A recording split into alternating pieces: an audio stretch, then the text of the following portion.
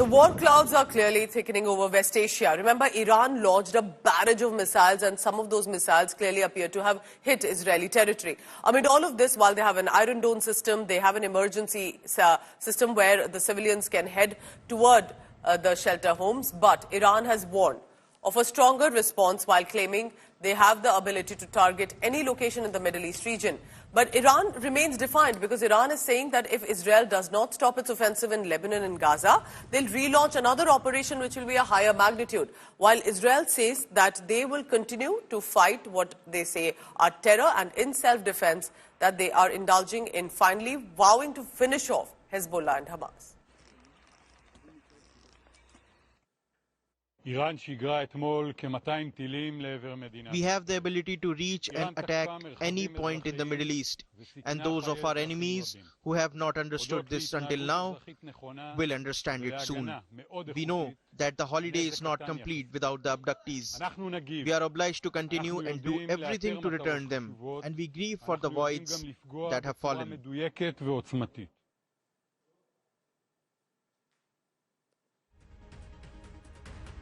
Joining me on the phone line is our managing editor, Gaurav Sawant. Gaurav, what is your assessment of what does this look like? Because this is an official declaration of jihad, of war by Iran, but so is Israel as defiant, saying they'll continue with their ground ops, what they say are Hezbollah targets. How do you see this escalating? Because my eyes are also on the United States of America now. So the U.S.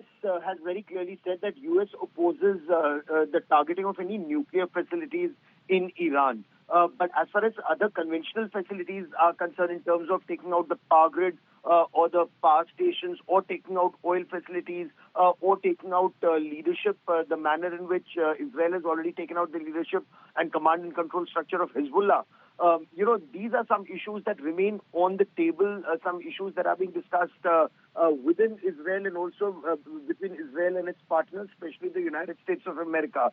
The two countries, Israel and Iran, are sworn enemies. So far, Iran was using its proxies to target Israel, the Hezbollah, the Hamas, and the Houthis. But this is the first major direct attack. The previous one in April was seen as more symbolic. This goes beyond symbolic, and Israel's response, by all accounts, will also be more than just symbolic. It will be for effect, because whether it's Iran or it's Israel, it's a battle of survival of the regimes if they are not seen as strong enough against their arch enemies. So this is now going to be very significant, the manner in which Israel responds. And it's not if, but when Israel chooses to respond, whether it continues on the Hezbollah axis for now, and the moment Iran lowers its guard, then it targets Iran. All of that remains to be seen. For now, and I'll come back to Gaurav in just a short while. Gaurav has reported from the ground. He's speaking to his sources consistently in Israel and as much in Iran. But remember, the world is watching this. It is as much about what the Western nations are saying, how the world readers are reacting, because could other countries be dragged into this war eventually? I join you in condemning the attack by Iran just recently. We stand with Israel, recognising her full right to security and to self-defence. We do need to pull back from the brink and to encourage all parties to find a way to de-escalate and for a political solution to the very many fronts of the crisis in the Middle East. And of course, foremost in our minds are the hostages still held after such a very, very long time. They should be released immediately and unconditionally. I strongly condemn the ballistic missile attack launched yesterday by Iran against Israel. The spiral of violence is threatening the lives of innocent civilians. It is also leading to a generalized conflict in the region, and this must be avoided by all costs. We are at a very dangerous point in time. Escalation after escalation. First and foremost for civilians in Gaza, Lebanon, the West Bank, Israel, and I fear beyond.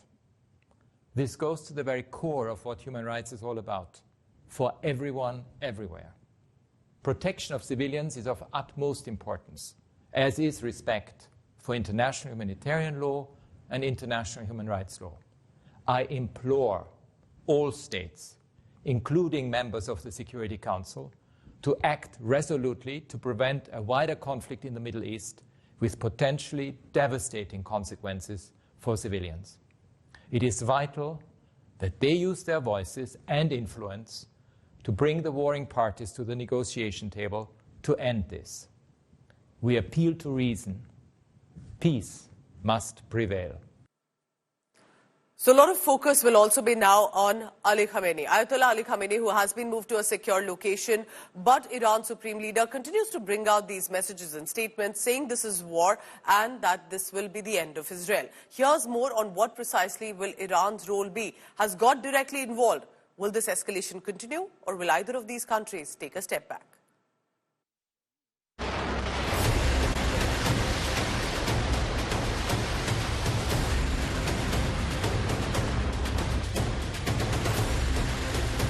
The biggest declaration of war.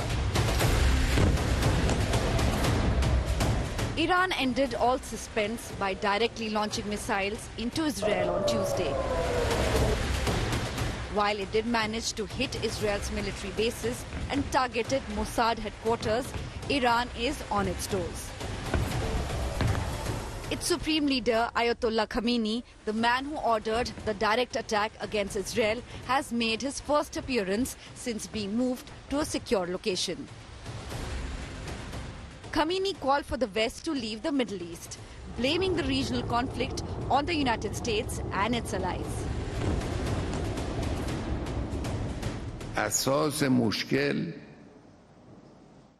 The root of the problem which causes these conflicts, wars, tensions, is the presence of the same people who claim that they want peace and tranquility in the region. I am referring to America and some European countries. Claiming the region will live in peace if the West leaves. If they remove their evil from this region, without a doubt, these conflicts, these wars, clashes will disappear completely. The countries of the region can damage themselves, manage their region, live together in peace, health and well-being. Meanwhile, Israel's offensive against Lebanon rages on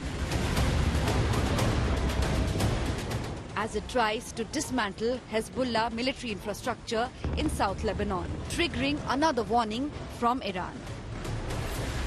باید این جانی رو سر جاش بنشونم که دست از این کاراش برداره، چون اگه بخواد ادامه بده به این سادگی نی. دفعه دیگه اگه بخواد کاری بکنه که امنیت ما رو به هم بزنه، ما هم امنیت اونا رو قادریم به هم بزنیم و قطعا اگر اونا بخوان کاری خلاف اون مسائل رو انجام بدن، پاسخهای بسیار محکمتر از اینی رو خواهند گرفت که دیشب نشون داده شد. Israel has vowed revenge against Iran. איראן עשתה הערב טעות גדולה, והיא תשלם על כך. All eyes are now on whether a bigger war is on the cards. Bureau Report, India Today.